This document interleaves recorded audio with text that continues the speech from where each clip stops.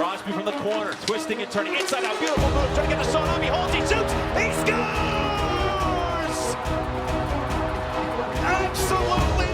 The pitch, high fly ball center field. It's hit pretty well toward the wall. Goal! Roethlisberger gives him a lot of room here. Juju Smith-Schuster off to the races inside the 30, the 20, the 10.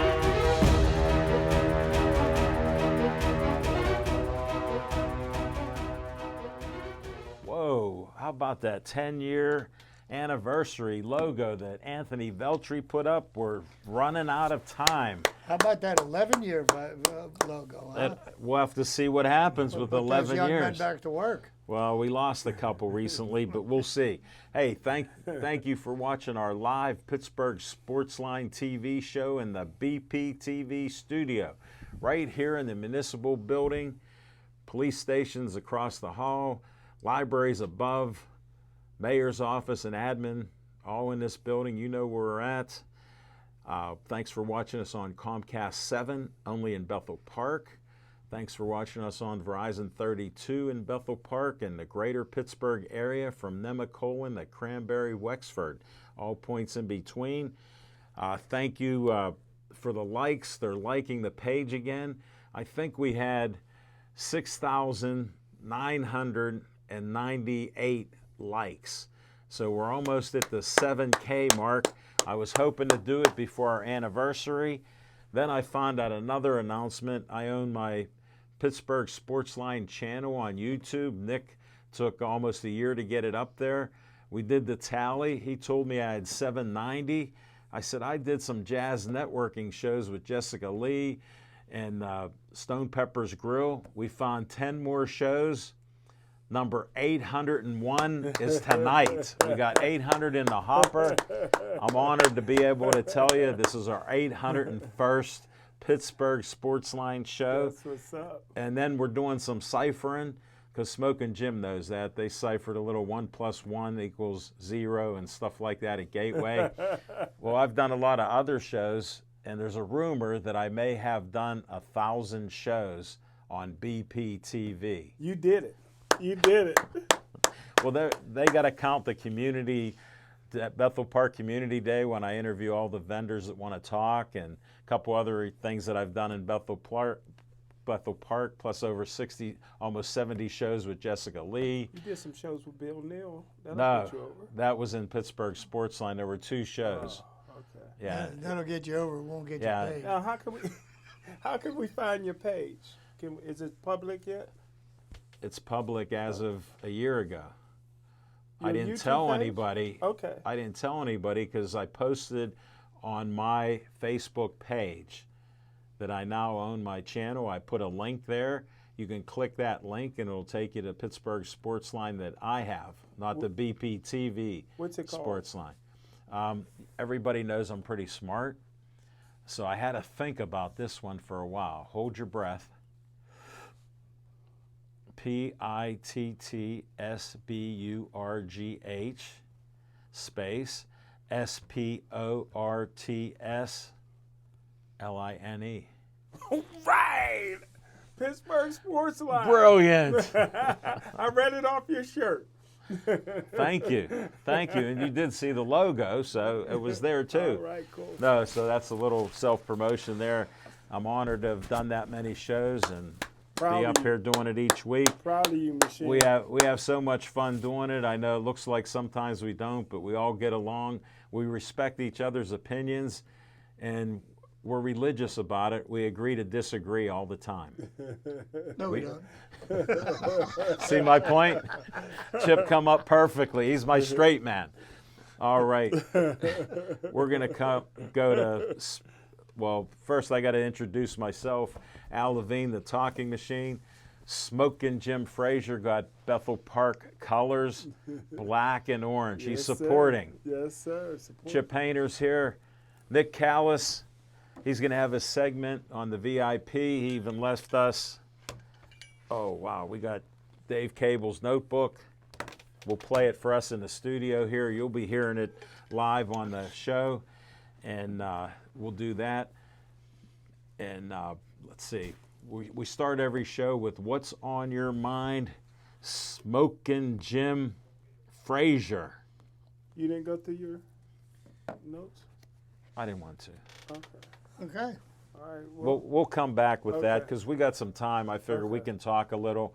I'll mix it up a little bit. Okay. all right. Thanks, Al Levine, the But talking thanks for asking. machine. And if you want the green, you got to see Levine. Oh, I did a one hand like that. You I were was going to picking. say, you look like Deontay Johnson. Should have dropped it. That was my George Pickens. But One hey, catch, not Well, bad. he's open 90% of the time. Huh? He's open 90% of the time. Whether he's covered or not. No, I got a little side note on that. Yeah. Smoking Jim had trouble seeing a couple years ago. He had cataracts.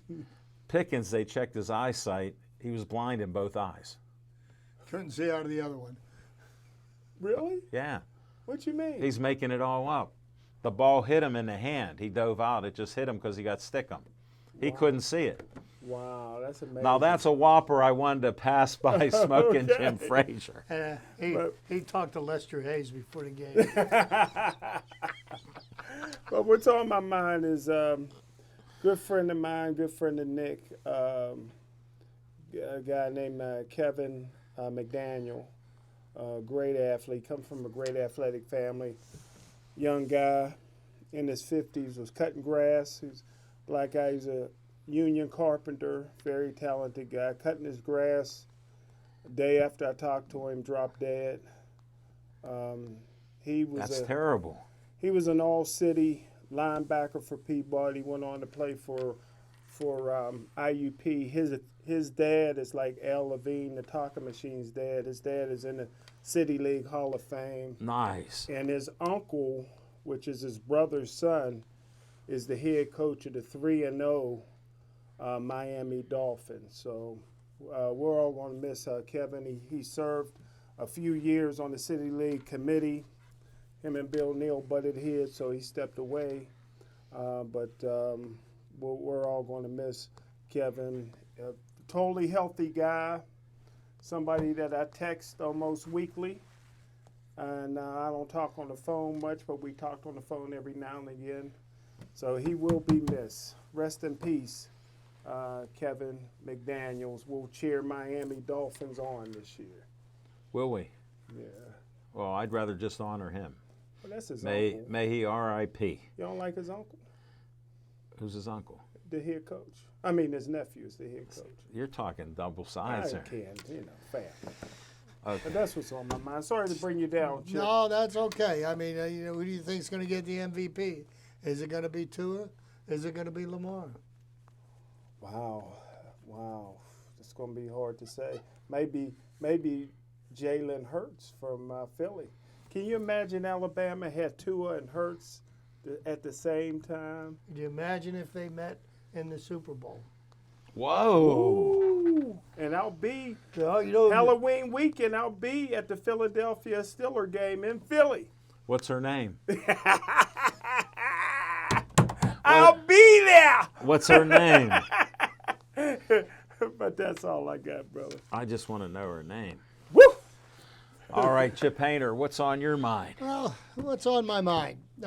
Baseball season's coming to a close. We're about 7 or 8 days away Yes. from the end of the season, and a couple of division races are heating up. Yeah. Even though the standings as we sit right now, the Mets have a 1-game lead over the Atlanta Braves, the defending champion Atlanta Wow, Braves. who would think? Mets have won 97 games, and the Braves have won 96. The Cardinals have a 6.5-game lead over the Brewers in the Central Division. And, yes, the Pirates are holding up the cellar. The Dodgers, 106 wins so far, a 693 winning percentage. Padres in contention for a wild card spot. Isn't it amazing what a couple of $100 million will buy you? Yes. Let's go over to the American League. Then it looks like the Yankees may hold on to the division. A 7.5-game lead. It's going to be awfully hard to lose that. Yes. Even though Aaron Judge is still stuck on number 60. Yeah. He's been there for a week. The Blue Jays look like they're going to have a wild card spot locked up, as well as the Tampa Bay Rays. But do not sleep on the Seattle Mariners. They're one game behind the Rays. The Central Division in the American League won by the Cleveland Guardians Wow. the day before yesterday. And in the American League West, you've got the best team in the American League, Houston Astros, 101 wins, a .656 winning percentage. But why did I bring up the end of the baseball season? Because, as it's well documented, I am a lifelong Pirate fan, as well as a season ticket holder. And yes, I did renew my season tickets for next year, and I will happily support the team. This year was an extremely painful year to be a Pirates fan. Sitting through what could potentially be a 100-loss season. We're at 57 and 97. We've got 8 games left. We've got 2 more against the Reds. 1 we're playing right now.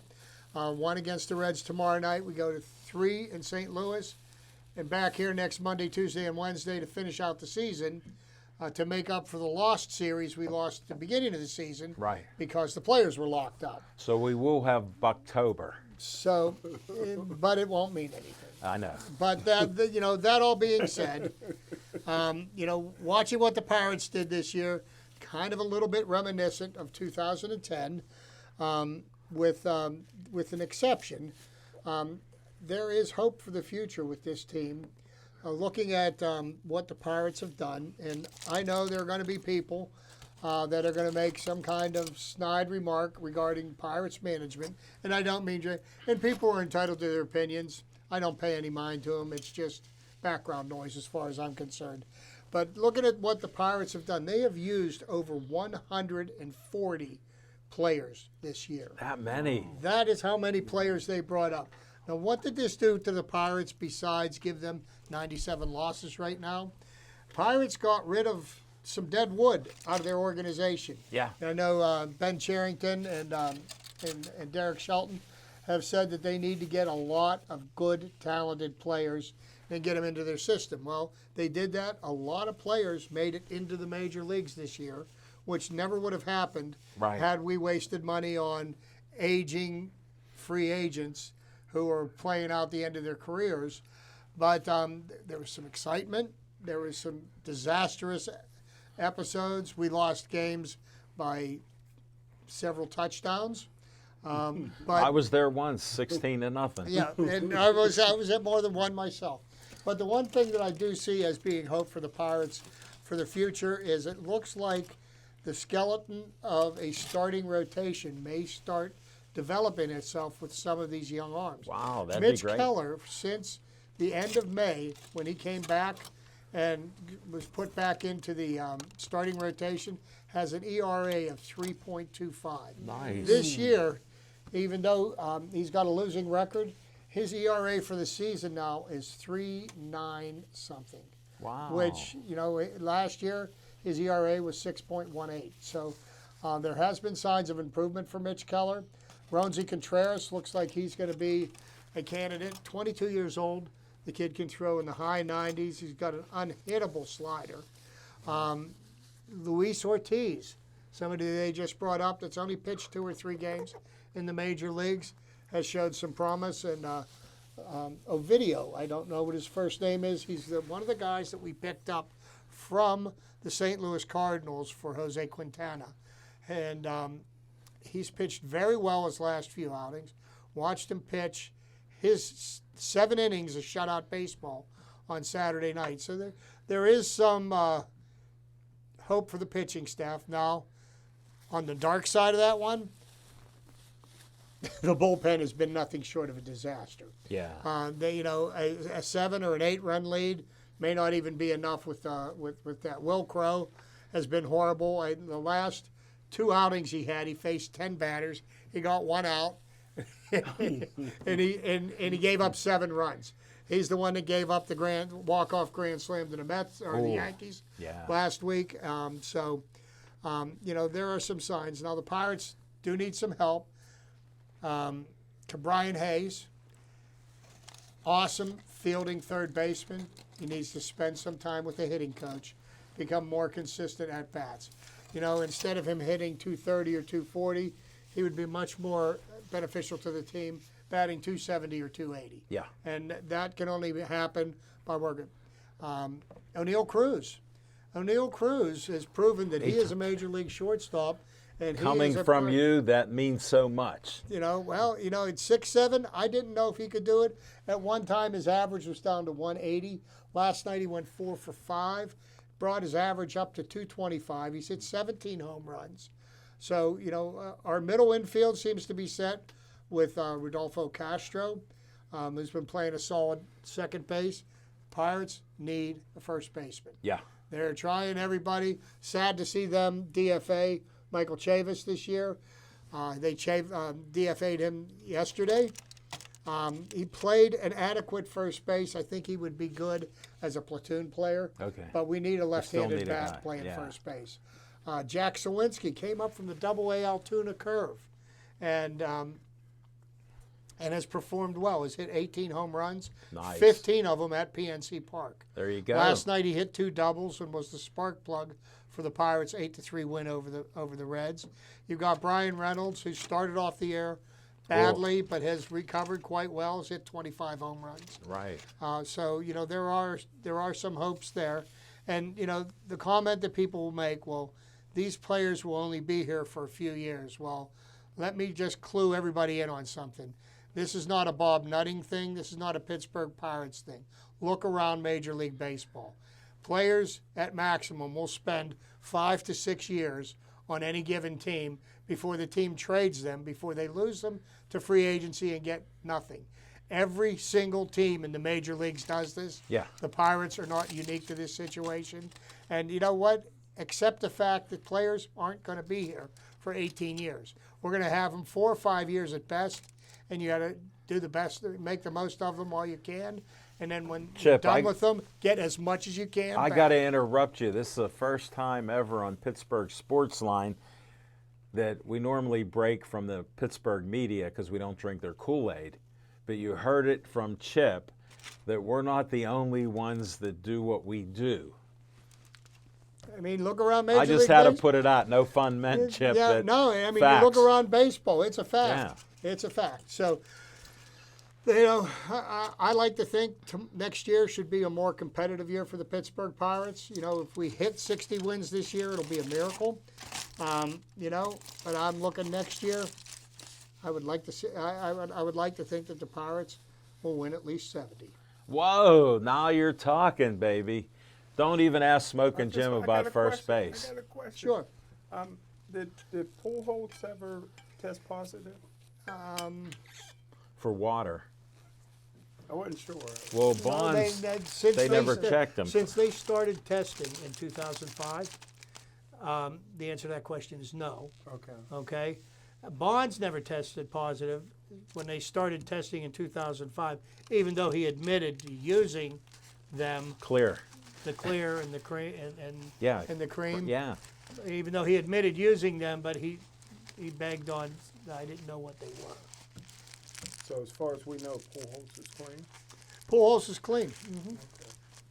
Why would you ask that? No, And it's just- because he hit 700 home runs and I didn't know. And You didn't I ask go that to the about. just the experts. tease. You didn't ask about Hank Aaron. Yeah, he was clean. more on Albert Pujols in Chip's trivia. All right. Whoa, a little tease there. All right, no, that's good. Hey, Amy says, hi, Chip. Hi, Smoking Jim. Hi, Amy. She forgot about me, and she goes, Smoking Jim, I like your Bethel Park orange and black shirt and pants. You look so nice. Anything with the police on it, I buy. I saw when he support the bought that police. for $1.50 the other day. Support And then the police. Ralph Williams goes, hello, guys. That's my man. And he also said, Smoking Jim going hunting? Hey,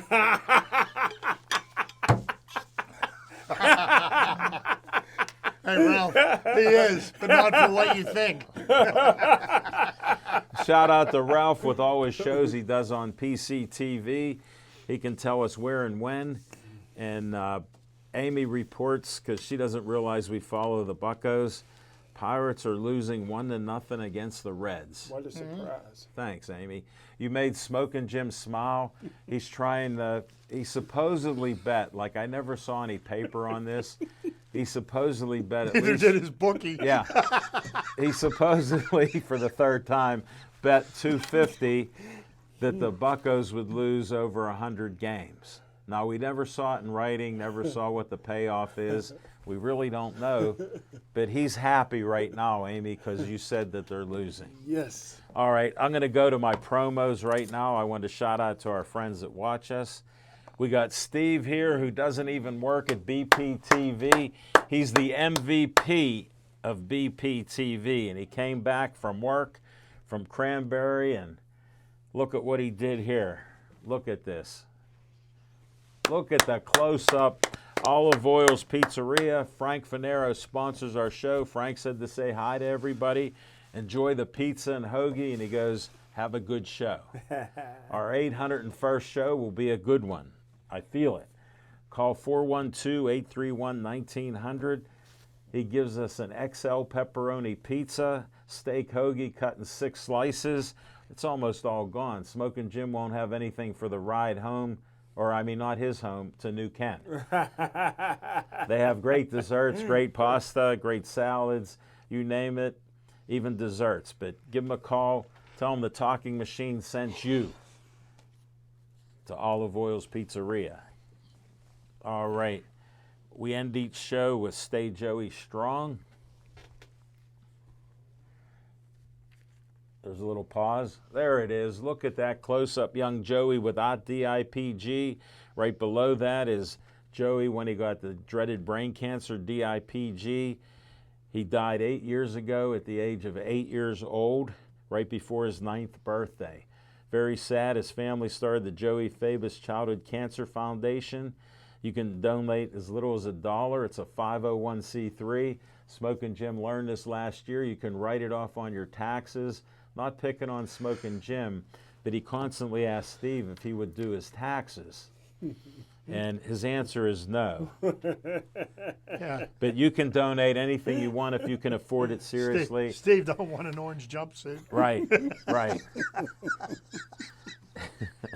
Very good. But they've raised over $100,000. Dr. Gary at Children's Hospital, they're working on possible finding a cure for DIPG. They got a couple different things they got to get through the brain stem. I heard some technical stuff and medical stuff. They were talking about it because I saw them again at the Community Foundation in Bethel Park on Saturday.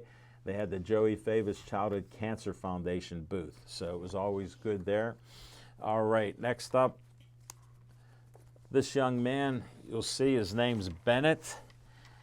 He was handicapped. He was always smiling. And look at that close-up. There's Bennett. That's the B in always be smiling. And he had 2 kidney transplants. The last one was by his dad, Dean. Kristen and Dean, the mother and father, started Always Be Smiling, another 501c3. Donate what you can afford from $1 or more. And they do different events. They do live events on Montour Trail and other locations.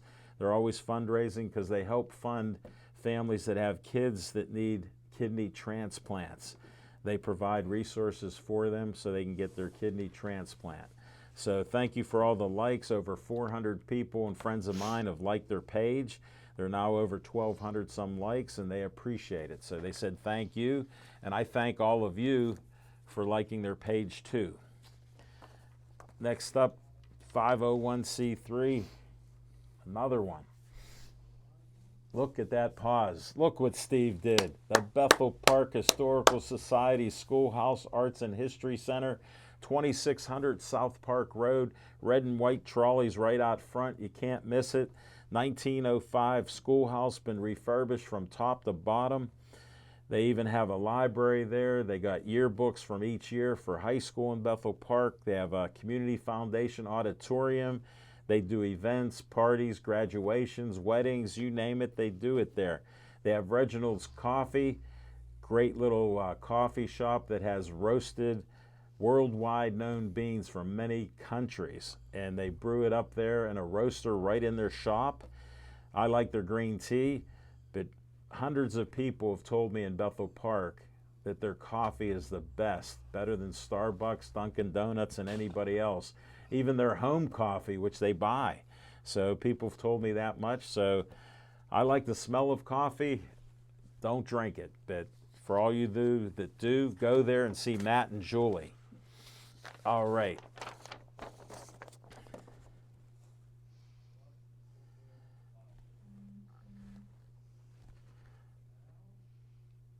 That was a longer pause. All right. There's Uncle Sam with my smiling face. Dave Cable says, I want you for BPTV. Tell them Uncle Al wants you for BPTV. Ran into a high school kid at Community Day. His mother says he's interested in video and audio, and she told him he should go to BPTV. I said, call 412-831-3304. Tell Dave Cable, Alan Levine, the talking machine, said you should work here with us. So we might have a young man coming up soon. We need some volunteers. So come on out if you're in high school and you have any interest in video and audio and posting things online and doing TV shows, you can learn it here. Look, Steve did a great job here. Now he's moved on to bigger and better things. He helps nonprofits for his company. We don't want to explain it because it's above Smoking Jim's pay grade. We won't bother him. But check it out. Again, give us a call, 412-831-3304. All are welcome. Anthony's in the control room doing what he does. Steve's running the cameras, and you saw how good he is. All right.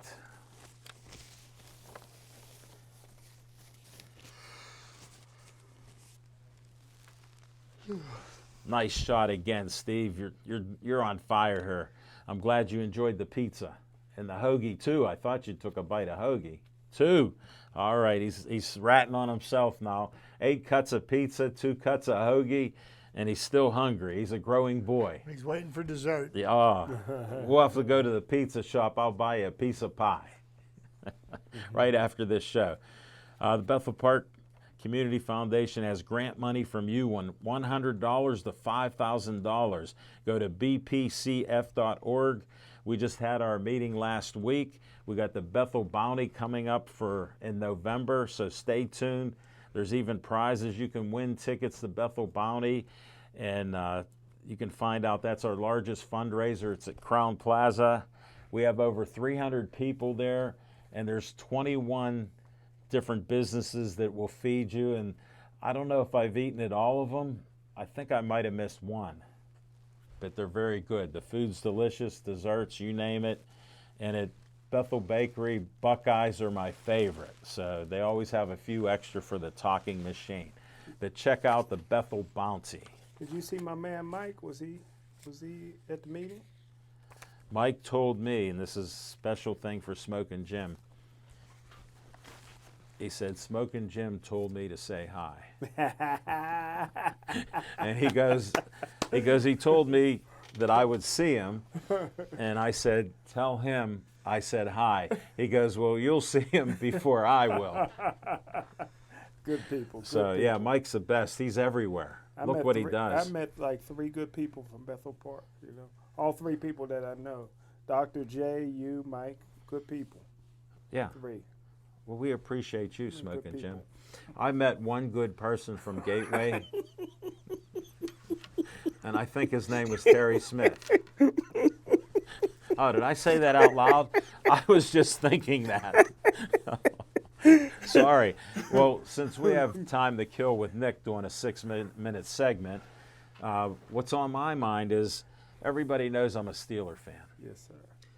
I love the Steelers, but I'm honest about it. Mm-hmm. Like, I've been critiquing the offensive line. First half of the game, the offensive line made a half a dozen blocks. Trubisky was running out to the right and the left and looked decently. And we had a little bit of a running game.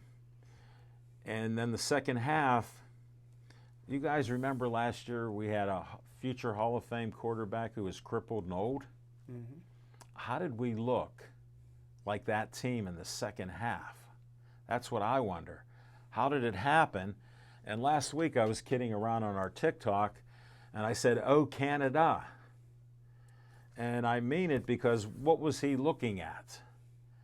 He saw the same things in there, and second half we didn't do anything there and went back to, they used to call it the SOS, same old Steelers. I'm reviving something from. You sure that washed up has-been quarterback that's soon to be a Hall of Famer didn't sneak into the locker room and put on Mitch's jersey? Well, here's what I'll tell you.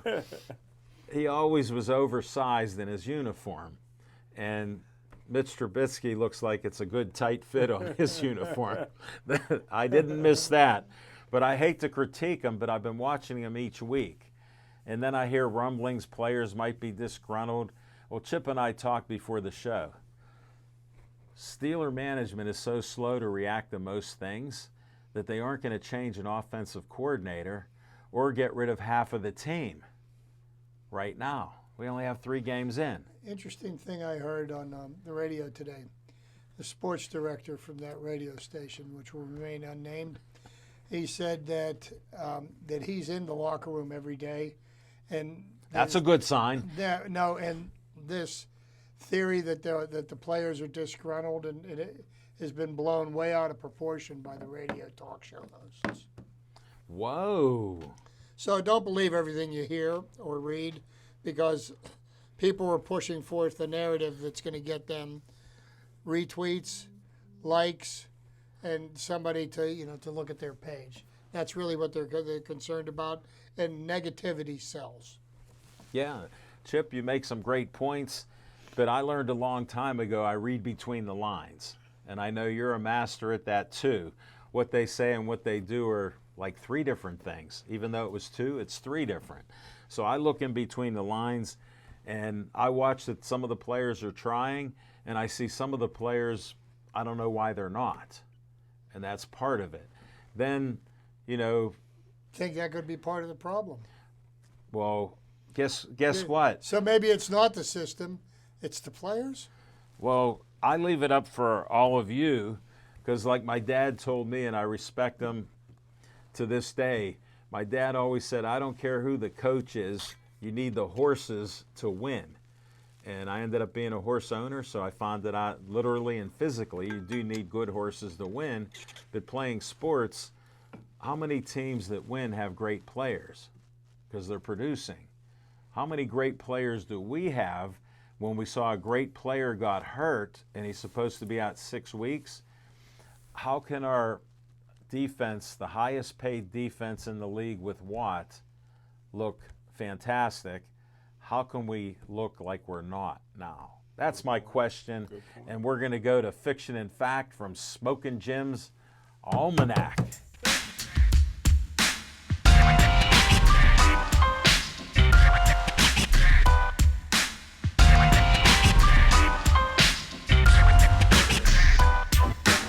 Thanks, Al Levine, the talking machine. And I'll repeat, the last 2 weeks I predicted the Pittsburgh Steelers would get beat. He's on a streak, folks. I took a lot of heat Put your for that, money on him now. But I believe the Pittsburgh Steelers will get this win at home this week against the Jets. And Are the Jets that bad? I think the Steelers got their backs against the wall against the Jets, and the Jets is, I think, going to play their inexperienced quarterback. He's going to be a little rusty. They're not going to play the statue? They're not going to play Flacco, and that should help the Steelers a lot. And to address the Pittsburgh, I got my Flacco colors from Baltimore on. And to address the Pittsburgh Pirates real briefly is... That's enough. I know that we're all Pirate fans, but something that Pirates have done that nobody else will ever do in the history of our lifetime is lose 20 consecutive seasons. And the Pirates is on their way to breaking that record yet again. But what's the fiction and fact from Smoking Jim's Almanac is I'm going to go back till Saturday. I've been promising our good friend of the show, Claudio Rosano, the head baseball coach of Carnegie Mellon University, that I would go see his daughter, who's in the Pitt band. And his daughter got me some free tickets for the Rhode Island game. And it just so happens that I was with Pitt from 8 o'clock in the morning. And I tell you what, Al Levine, the talking machine. We met out front of the stadium. I don't know the name of it. Neither do I. Aki Shore, whatever. You mean the one on the North Shore? The North Shore. And I tell you what, I was surrounded by the band. And Al Levine, the talking machine, Pitt has a thing called the majorettes. Okay? And the lady that's in charge of the majorettes, look here, brother. I couldn't take my eyes off of her. She had a diamond ring on her finger that was so big. She had this yellow dress on, brother. And I tell you what, brunette, absolutely beautiful, took charge of her majorettes. Everywhere they went, I went for a while. But it was Parents' Day, the dance with the band. Claudio refused to do it as a dad, but his wife went down and they had rehearsal. That's why I was there so early. And Claudio's wife did a great job down there at halftime dancing with her daughter. Her daughter's the captain of the band. She's a senior. She's going to go to graduate school at Duquesne University. And our friend of the show who said that Facebook is down, Ralph texted me that Facebook is down for some reason. But We'll have to ask Anthony, is our Facebook stream up or down? Anthony said Nobody told us that. Yeah, so Ralph texted me. But Ralph was there. Put your TV on. Huh? You can watch us on TV. You can watch us on TV.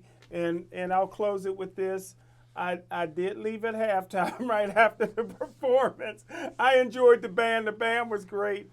I enjoyed being at Pitt Stadium or Heinz Field, but I kept my record intact. I got out of there a little early with the free ticket. Look, a UFO. I did pull a Batman. You were gone. I did pull a Batman, brother.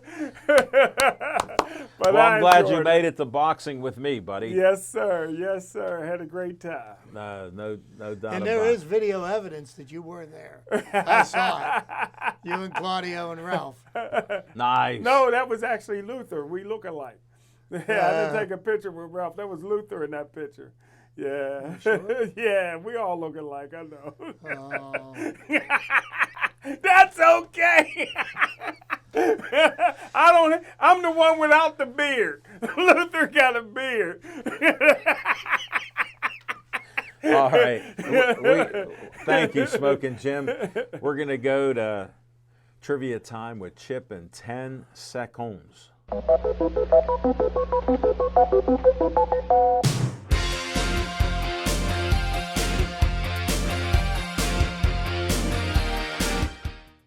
All right, everybody. So we got some monumental events happening in Major League Baseball right now. Aaron Judge is stuck on home run number 60. Yeah. He could tie the American League record for home runs in a season by hitting number 61 anytime between now and the end of the season. Aaron Judge has been trying for a week. I guess he's not getting any pitches to hit, but he's still going to accomplish something this year that I don't think has ever been done. I mean, he very easily could end up with a triple crown. Yeah, we haven't winning seen the it batting, years. They haven't seen that since 2012. Miggy Cabrera was the last triple crown winner. But he is leading the league in every single offensive category, which has never been done before. Right. The Triple Crown Explain is it winning to me. any three of the, you win the batting crown, you win the RBI title, you win the home run title. Oh, Okay. That ain't hard. No, that's very Yeah, difficult. that's why the last time it was done before Cabrera did it was in 1967. I thought batting average was thrown in there. That would have been good. That is batting winning average. the batting title. You have to have batting average to win the batting Oh, that's the title. batting title. Oh, that is hard. Okay. I was confused. But be that as it may, the arguments abound as to who league MVP should be this year. Right. There's one school of thought that Aaron Judge deserves to be MVP, unanimous, because of what he's done for the Yankees this It's year. historic. Then there's Shohei Ohtani, who has a pitcher That's this historic. year, is got over 200 strikeouts. Wow. He's hit 35 home runs Wow. as Yeah. a designated hitter. These are things that have never been done before by a pitcher because you know how pitchers can't hit, right? Right. That's why they don't get me started. But anyhow, you know, so people were saying that Ohtani last year was the unanimous league MVP. Now, Right. the schools of thought are, well, how can you be the league MVP if you're playing on a losing team? Right. Okay, because they could be in last place, whether you were performing that well or not performing that well. And look where the Yankees are because of Aaron Judge's production. So we'll leave that argument up to somebody else. In my opinion, I lean towards a Judge-like guy. Because and just to Ohtani give won you it last what my year, thoughts. because of what Judge is doing, I would lean towards Judge. But there is a strong argument Well, for I don't Ohtani. want to belittle him because I was a pitcher, so I respect what he's doing as a pitcher. Then as a hitter, I even have more respect. So, you know, here's the other thing that's going on in baseball, and a milestone was reached over the weekend. Sadly for me, it happened on Saturday because I've got tickets to see the Cardinals play the Pirates next week, and I was hoping that Pujols Tell didn't him. hit that home run because I was going to park myself in the outfield, and I was going for the 700 home run, and I wasn't going to give it back. No, sir. I was going to get PAID. But Albert Pujols hit the home runs number 699 and 700, became the fourth man in Major League history Yeah. to hit 700 home runs. He joins Barry Bonds, Hank Aaron, Babe Ruth, now Albert Pujols. He became one of two players in Major League history to have 3,000 hits Yeah. and That's huge. 700 home runs.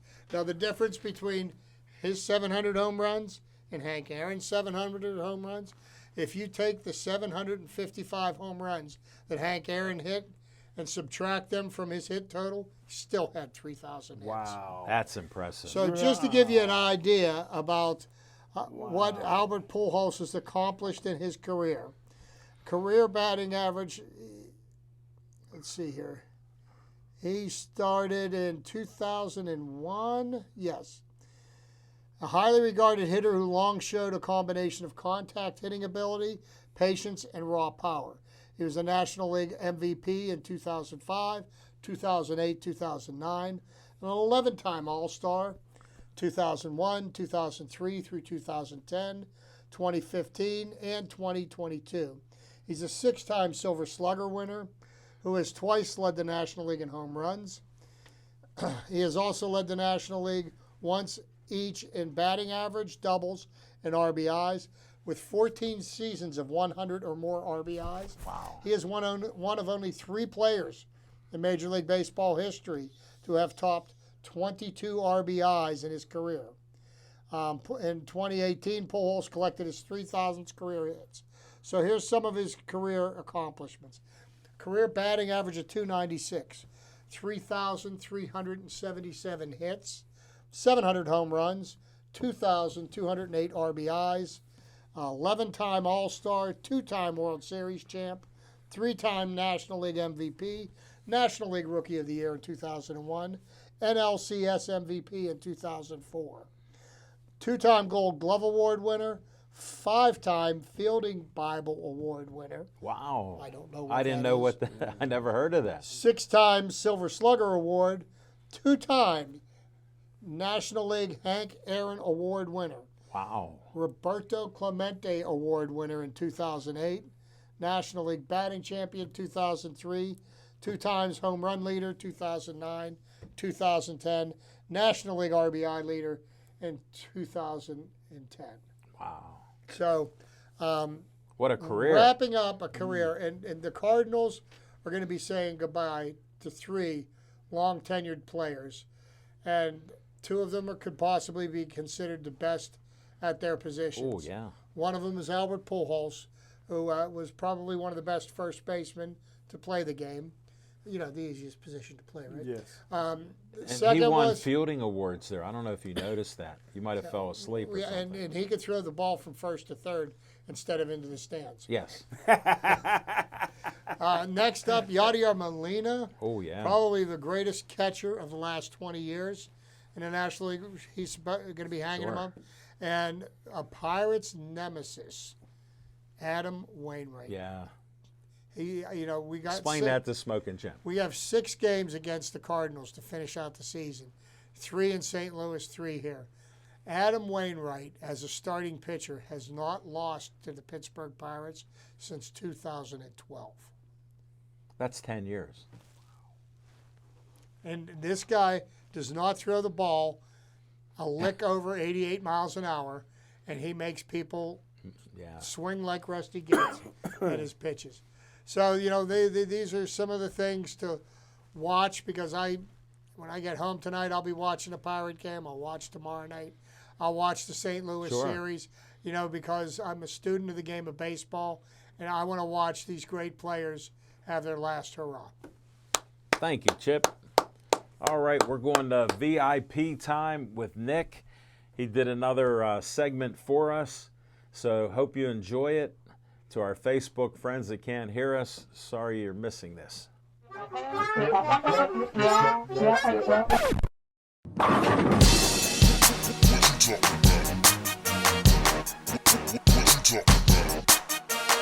All right, it's VIP time. I'll give you a couple opinions because I don't have anything massive I want to talk about this week. But the Steelers played this past week, and the Pirates have been playing. So we'll start with the Steelers. Everybody's calling for Matt Canada's head. I don't know if I'm ready to do that yet, but if the players are swarming like they are, and they're getting angry, and they're getting privately but publicly angry, maybe something's wrong. I saw in the first game of the season, it was like the first half against the Bengals where they were doing a bunch of switch-up plays, and there was like, you gave a jet sweep to Claypool, who pitched it back to Trubisky, who threw a long pass for long gains that was messing with the Bengals' defense. I think that was something that the offense should continue to do that they haven't been doing in the succeeding games. So, and TJ Watt doesn't help either. I know that his pressure on defense really helps the offense get the ball back. But like the trickery that they were doing against the Bengals was not seen against the Patriots and was not seen against the Browns. And losing to the Browns is a no-no in Pittsburgh. So whether Canada's the problem, whether the players are just chirping because they're players, no matter what problems are wrong, the offense needs to get back to doing things that it was doing in that first game because defenses adapt to the stale plays that the Steelers have been presenting so far. So that's my opinion on the Steelers. I'm not calling for Matt Canada's head quite yet. I'm sure Al is and everybody else might be struggling to cope with how Matt Canada is doing things. I'm not going to call for his head, but I am going to say something definitely is wrong on that offense and that offensive conference. Moving on to the Pirates, some moves were made earlier in the week that are important. Michael Chavis got designated for assignment among one or two other players. And I'm kind of sad that he's no longer with the Pirates. I was excited when they traded for him last season. And, he was somebody who had a good start with the Red Sox, kind of declined a bit. But, it was one of those veteran presences on the Pirates that made me excited to watch Pirates baseball. So the fact that he's not going to be on the team anymore is rather saddening. But I will say this. He has had kind of a decline. He hasn't been as consistent as I think many of us expected him to be. And on top of that, his defense at first base was struggling. And right now, there's a big competition coming at first base that I think Chavis just isn't going to be a part of because maybe management no longer sees him as the future. Maybe they never saw him as the future of the Pirates. So I was angry at first. I was kind of sad when I saw this. But thinking about it logistically, he's not great playing defense at first base. And on top of that, his production hasn't been consistent, so I'm with that. But a couple things. They made roster room to bring up Jose Godoy, which is interesting. They have faith in this catcher for some reason. I don't know how much faith they have in these guys with Henry Davis and Endy Rodriguez on the way.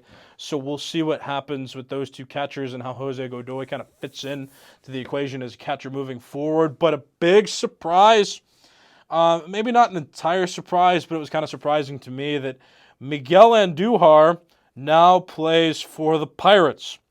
If you remember, Miguel Andujar was the Rookie of the Year runner-up in 2018 when Shohei Ohtani won it, and Gleyber Torres for the Yankees finished third. But we've got a former contender for Rookie of the Year from the New York Yankees on the team.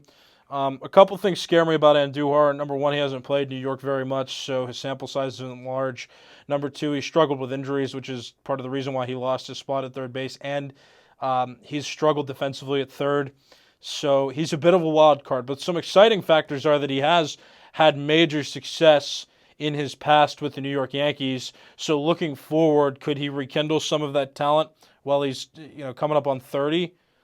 Maybe. And I have optimism, as I usually do, because as a Yankees fan on the American League side, I've watched Andujar and I know that he has potential and that he is a quality player. He's just got to rekindle that, and I'll do it for the Pirates, who claimed him off waivers when he was designated for assignment a bit earlier last week. So it's exciting, but I'm still going to be skeptical about him. I wouldn't get your hopes up on him too much. I think, though, the Pirates are thinking that if they can make him a solid first baseman, because they're not taking Ke'Bryan Hayes out of third base, so if they can make him a good first baseman, he might be a solution to the immediate future of the Pirates at that position. And I mean, again, it was there before with the Yankees. If the Pirates treat it right, which I know they haven't before, so that's where the skepticism comes in. But if they can treat Andujar correctly and get him to be a solid first baseman and get his offense back to where it was in 2018 and 2019, then I do believe that he might be a future piece, a future veteran on this Pirates team that has some hope. There's some things to look forward to with the Pirates. I'm still skeptical about it, though. I was skeptical last year. I'm skeptical this year.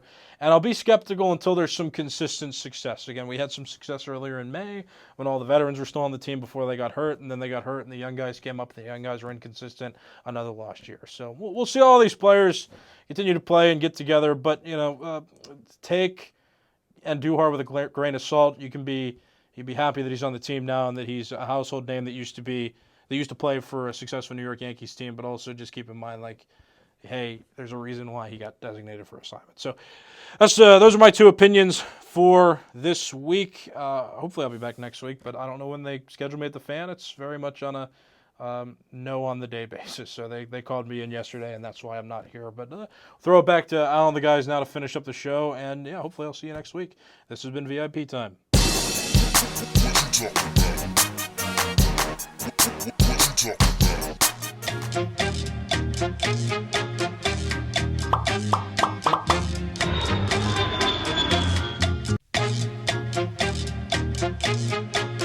On location, we got Facebook back. Chief says, love King Albert. He has killed the Bucks over the years in the National League.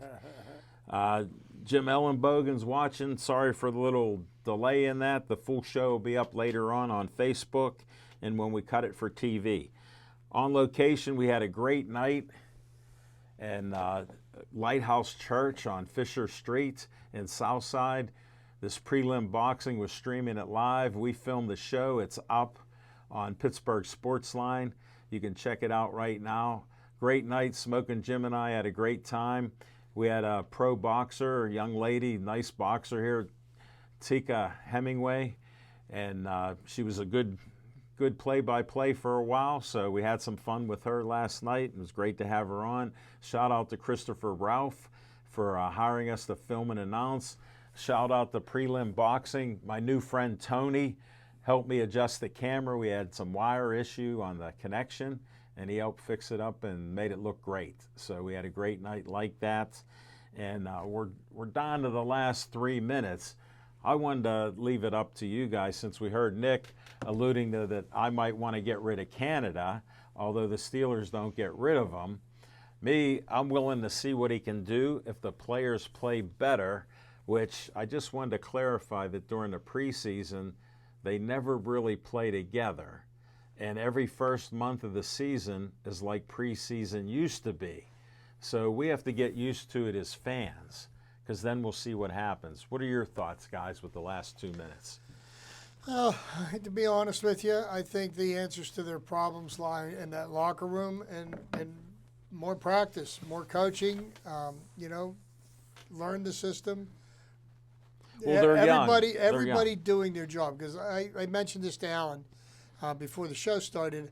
I would like to be in the room with the coaches, watching the coaches' tape, and knowing what everybody's responsibility on each play was supposed to be, and then what they actually did.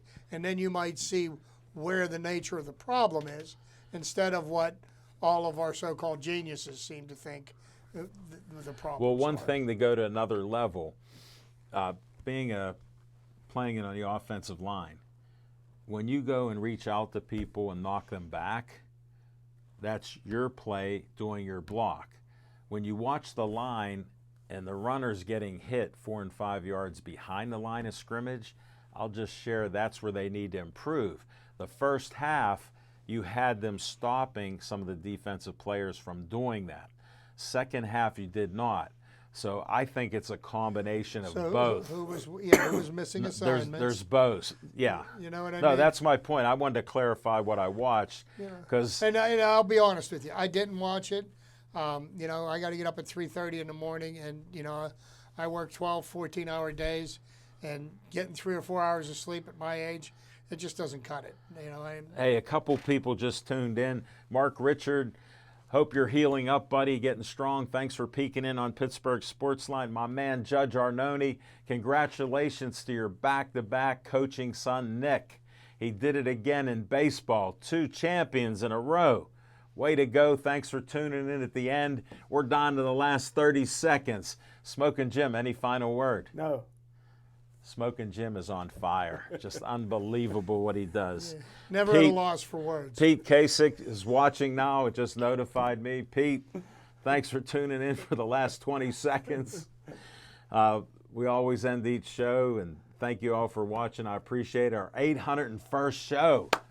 Please stay Joey strong.